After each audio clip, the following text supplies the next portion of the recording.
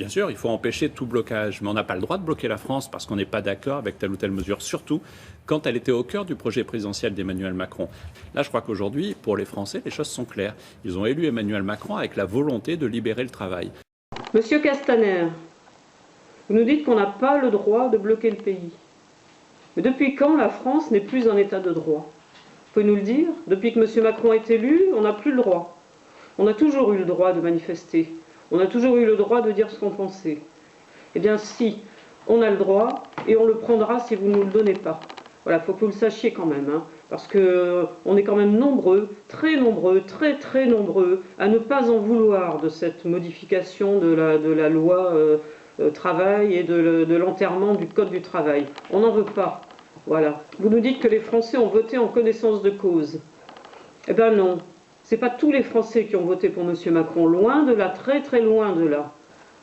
Vous savez très bien que M. Macron n'a pas été élu par un vote d'adhésion de tous les Français. Vous le savez et je vous le rappelle. Nous avons les chiffres et vous les avez aussi, je vous les rappelle. Nous savons qu'il y a 44% des inscrits sur les listes électorales qui ont voté Macron. Ils n'ont pas voté tous pour Macron.